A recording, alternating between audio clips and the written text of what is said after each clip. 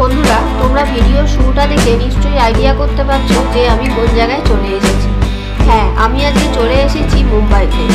আর আজকে আমি দেখে নেব মুম্বাই দর্শন, মানে কিভাবে মুম্বাই দর্শন করব, কত টাকা লাগবে, কিভাবে যাব, কোথা থেকে তোমরা বাস পাবে, সমস্ত ডিটেলস আমি আমার এই ভিডিওতে দিয়ে দেবো। তার আগে বলবো, তোমরা যারা আমার এই ভিডিওটা দেখছো তোমাদের অসংখ্য ধন্যবাদ। ভিডিওটা সম্পূর্ণ দেখার পর ভালো লাগলে চ্যানেলটিকে সাবস্ক্রাইব করে নোটিফিকেশান অন করে রাখবে। দেখো, আমি এখন সিএসটিএম স্টেশনের সামনে দাঁড়িয়ে আছি। দেখো, পিছনে এই দিকটা হচ্ছে সিএসটিএম স্টেশন। তো ভেতরে কোনো ভিডিও করতে দেয় না, আমি একদম বাইরে দাঁড়িয়ে আছি। আর এখান থেকেই তোমরা মুম্বাই দর্শনের মানে টিকিট পেয়ে যাবে, বিভিন্ন বাস। আর তার সঙ্গে এখানে বিভিন্ন এজেন্ট আছে। তো এরা তোমার মানে নামার সাথে সাথেই তোমাকে আর কি মানে জানাবে আর কি তোমরা যেতে চাও কিনা। তো আমাদের বাস ভাড়া নিচ্ছে 200 টাকা। তো এখান থেকে স্টার্ট করবো, আমাদের টাইমিং হচ্ছে 11টা। তো চলো আগে বাসে উঠি, তারপর তোমাদের নেক্সট একটার পর একটা দেখাবো। আর দেখো, তোমরা স্টেশনের সামনে মানে এই গেটটা দিয়ে বেরোবে। এই গেটটা দিয়ে বেরোলে তোমরা অনেক রকম মানে এজেন্ট পেয়ে যাবে যারা মুম্বাই দর্শন করায়, বিভিন্ন ট্রাভেলের লোক। আর এখান থেকে তোমরা খাবারও পেয়ে যাবে, মানে প্রচুর খাবারের দোকান আছে। তো এখান থেকে তোমরা ব্রেকফাস্ট করাবে আর চলে যেতে পারবে।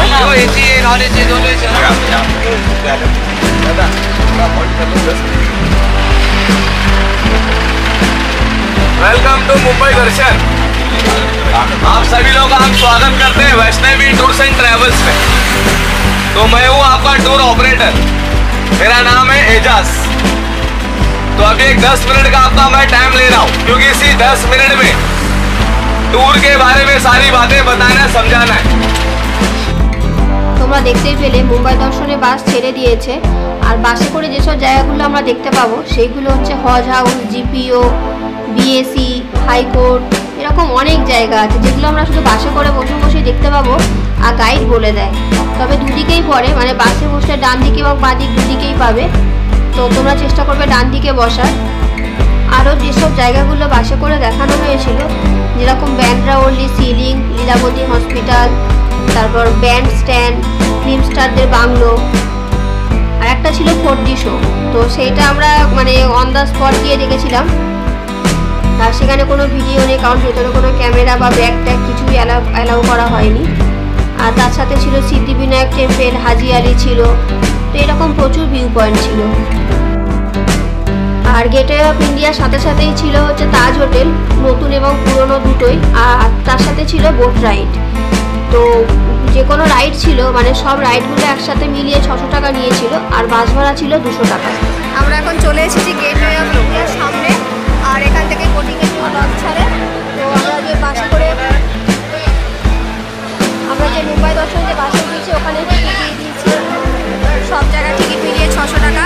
আর এই হচ্ছে লঞ্চ, এইটা করেই ঘুরবো। দেখো, তোমরা অনেকেই হয়তো ভাবো যে আমরা বাসে করে ঘুরবো না, ইন্ডিভিজুয়ালি এক একটা জায়গা দেখবো বা নিজেরা কারে করে ঘুরবো। তো সেটাও করতে পারো। তো তার জন্য কিন্তু তোমরা বোট রাইডের আলাদা টিকিট এই মানে এই গেটওয়ে অফ ইন্ডিয়ার সামনে থেকেই পেয়ে যাবে। আর আমি বলবো বোট রাইডটা অবশ্যই করো, অসাধারণ অসাধারণ। 45 মিনিটের বোট রাইড বলে, সব মিলিয়ে 45 মিনিট হয়েই যায়, অসাধারণ। আর দেখো, মানে এই লঞ্চে করে যে পাখিগুলো দেখতে পাচ্ছ, মানে বিভিন্ন যারা ওই চিপস টিপস বিক্রি করে তারাই এগুলো খাওয়ায়। আর গাইড যে কথাগুলো বলছে সেই কথাগুলো অবশ্যই শুনবে, আর তার সাথে কিন্তু ভিডিও করবে। হ্যাঁ, ফার্স্টে এরা বলেছিল যে ভিডিও করা যায় না, যেহেতু এটা নেভি এরিয়া। তবে হ্যাঁ, ফার্স্টের দিকে কিছুটা নেভি এরিয়া আছে, তো সেইখানে ভিডিও অ্যালাউ নেই। তারপরে পুরোটাই ভিডিও করা যায়। আর এই যে দূরের যে লঞ্চগুলো দেখতে পেলে, এই পুরোটাই কিন্তু মাছের এরিয়া। আর এই সামনে যে দূরে যে লঞ্চটা দেখতে পাচ্ছ, ওইটা হচ্ছে মানে তেল ওখান থেকে মানে উত্তোলন করা হয় আর কি। তেলের খনি আছে নিচে, তো ওখান থেকে তেলগুলোকে বাইরে বের করে আনা হয়, মানে অসাধারণ লাগবে। তারপরে আমরা চলে এসেছিলাম মিউজিয়াম দেখতে। মিউজিয়ামটাও খুব সুন্দর। আর তোমাদের বলেছি টিকিট আছে, আর টিকিট আমরা একসাথে কেটে 600 টাকা দিয়ে দিয়েছিলাম। তো মিউজিয়ামের ভেতরেও তোমরা অনেক কিছু দেখতে পারবে। তবে ভেতরে ক্যামেরা অ্যালাউ নেই। ক্যামেরার জন্য তোমাদের আলাদা করে 500 টাকা দিয়ে কুপন কাটতে হবে, তবেই তোমাদের ক্যামেরা অ্যালাউ করবে। তাতেও শুধুমাত্র ফটোগ্রাফি, কোনো রকম ভিডিও করা অ্যালাউ নেই। তো সেই কারণে আমি মোবাইলে যতটা পেরেছি করেছি। আর এখানে মানে এই মিউজিয়ামটা দেখার জন্য যদি বাসের মানে মুম্বাই দর্শনের জন্য আসো, টাইম খুব কম থাকে। এত কম সময় এত বড় একটা মিউজিয়াম সত্যি সত্যি দেখা যায় না। মিউজিয়ামটা যদি তোমরা মানে পুরোপুরি দেখতে চাও ভালোভাবে ধীরে সুস্থে, তোমাদের 4 থেকে 5 ঘন্টা লেগে যাবে। সেখানে আমরা 10 থেকে 15 মিনিটে কভার করেছি। তো আমরা অর্ধেক জায়গাতে যাইনি, যেটুকু পেরেছি ছোট ছোট করে অল্প অল্প করে জাস্ট দেখে বেরিয়ে এসেছি। আর এইটা তোমরা অবশ্যই যাবে হিরে দেখতে, অরিজিনাল হিরে দেখতেই পাচ্ছ, দারুণ দারুণ। এটাও আমরা খুব ভালো করে অনেকটা সময় নিয়ে দেখতে পারিনি, তবে অনেকগুলো হিরে রাখা আছে। তখনকার দিনের যে গয়নাগুলো পরতো সেইগুলো রাখা আছে, তোমাদের বেশ ভালো লাগবে দেখতে মিউজিয়ামটা।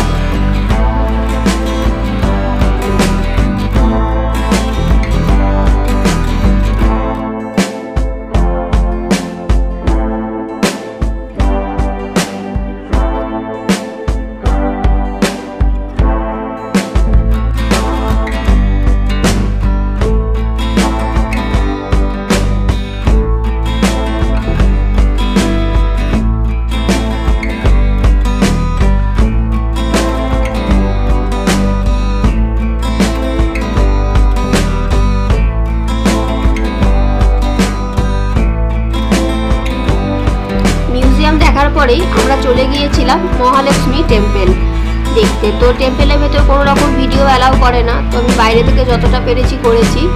আর তারপরে দেখতে পাচ্ছ ক্লক টাওয়ার দেখলাম। এই পুরোটাই কিন্তু এবার বাসে করে বিভিন্ন জায়গাগুলো দেখানো হয়েছে। দেখতেই পাচ্ছ রাজভবন। এরপরেই আমাদের বাস ছুটে চললো মেরিন ড্রাইভের রাস্তা দিয়ে। এই বাঁদিকে মেরিন ড্রাইভ দেখতে দেখতেই আমরা এগিয়ে চললাম। তারপরে ছোটোখাটো আরও অনেক জিনিস বললো, তবে তোমরা বাসে উঠলে চেষ্টা করবে মানে বাসে উঠে ড্রাইভারের দিকটা মানে ডান দিকে বসার, কারণ বেশিরভাগ দেখলাম ভিউ পয়েন্টগুলো সব ডান দিকেই পড়েছে। বাঁদিকেও আছে, তবে বাঁদিকে অনেকটা কম। এই যে দেখো সমুদ্রের ধার দিয়ে যাচ্ছি, মেরিন ড্রাইভের ধার দিয়ে, এটাও খুব সুন্দর, কিন্তু বাস এখানে নামায়নি। তারপরে আমরা চলে গেলাম ওয়াংখেড়ে স্টেডিয়াম, যেটা বাইরে থেকে মানে রাস্তা থেকে দেখাচ্ছে। দেখো দূরে স্টেডিয়ামের এই যে গেটটা দেখতে পেলে, স্টেডিয়ামের লাইটটা দেখা যাচ্ছে, বাউন্ডারিটা দেখা যাচ্ছে। তো এই রকমই আর কি দেখতে পেলাম। দেখো তারপরে আমরা ডান দিকে দেখতে পাচ্ছি অ্যাকোয়ারিয়াম, যেটা বর্তমানে বন্ধ আছে। তো সেই কারণে এখানে মানে আমাদের বাস থামায়নি।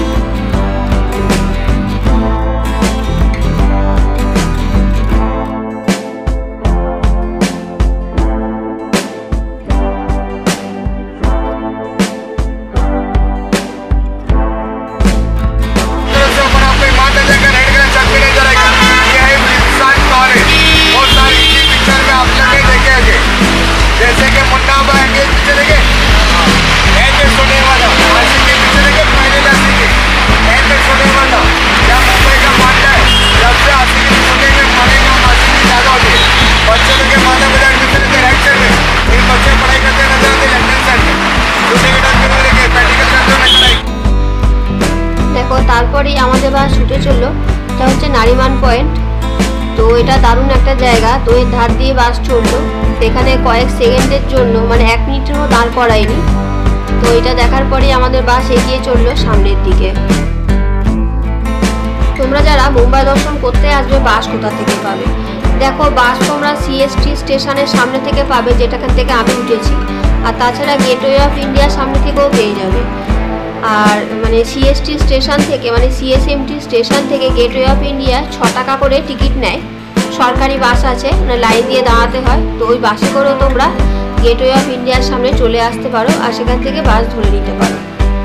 আর দেখতেই পাচ্ছ সত্যি মুম্বাই শহর যে মহানগরী, সেটা মুম্বাই শহরটাকে দেখলেই বোঝা যায়। কত বড় বড় বিল্ডিং, সব মানে গগনচুম্বী বিল্ডিং যাকে বলে, সেটাই এখানে এলে আমরা দেখতে পাই। আর এই দূরে যে বাড়িটা দেখতে পাচ্ছ, এটাই হচ্ছে মুকেশ আম্বানির বাড়ি। তো এইভাবেই আমরা সব দূর থেকে যতটুকু পেরেছি দেখেছি। আর সামনে যে লাল রঙের যে বিল্ডিংটা দেখতে পাচ্ছ, তো ওইখানে আমাদের মানে লতা মঙ্গেশকর মানে বিখ্যাত সঙ্গীত শিল্পী লতা মঙ্গেশকর থাকতেন।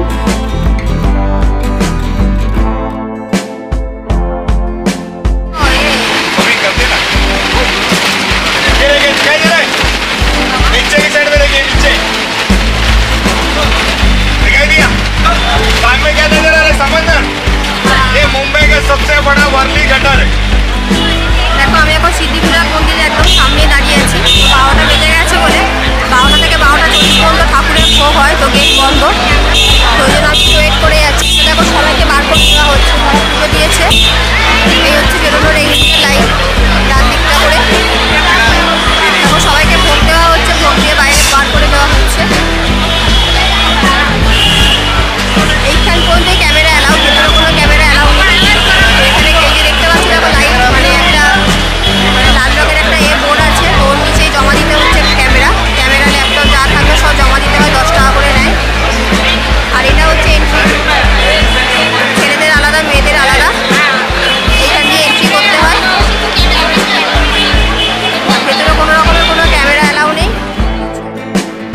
এরপরেই আমাদের বাস ছুটে চললো আন্ধেরির দিকে, মানে যেখানে সিনেমা আর্টিস্টদের বাড়ি।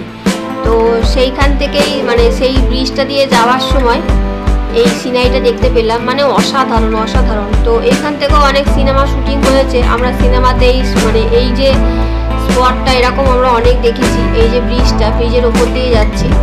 তো এটা দারুণ একটা সিনারি, দারুণ একটা মানে দেখলে খুব ভালো লাগবে, যে হ্যাঁ মনে হবে একটা অন্য জায়গায় এসছি মুম্বাই। আর দেখো ব্রিজটা পার হয়ে কিছুটা চলে এলেই আমরা চলে এলাম মানে শাহরুখ খানের বাড়ি। এইটা হচ্ছে গৌরী খানের বাড়ি, আর বাঁদিকের যে বিল্ডিংটা এটা হচ্ছে শাহরুখ খানের বাড়ি মানে মান্নার।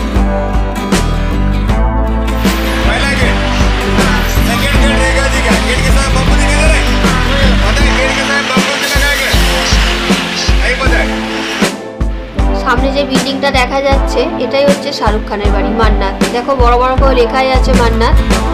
তো এখানে সবসময় সিকিউরিটি গার্ড থাকে, আর ফ্যান ফলোয়ার তো প্রচুর, তোমরা জানোই, মানে এখানে প্রচুর ফ্যান সারাক্ষণ অপেক্ষা করে থাকে যে যদি কোনো সময় শাহরুখ খানকে বা তার ফ্যামিলি মেম্বার কাউকে যদি দেখা যায়, তো সবসময় এই জায়গাটা ভিড় লেগেই থাকে। তো আমরাও এখানে কিছুক্ষণ দাঁড়িয়েছিলাম, কিছুক্ষণ দাঁড়িয়ে থাকার পর আমরা চলে গেলাম জুহু বিচ, মানে এর ঠিক অপোজিটেই হচ্ছে বিচটা। দেখো মান্নাতের বিল্ডিংটা। এরপরে দেখো এই জায়গাটা দারুণ দারুণ, মানে বিকেলবেলা বসার জন্য বা যে কোনো সময়তে এসে তোমরা বসতে পারো, সময় কাটাতে পারো, খুব সুন্দর জায়গা।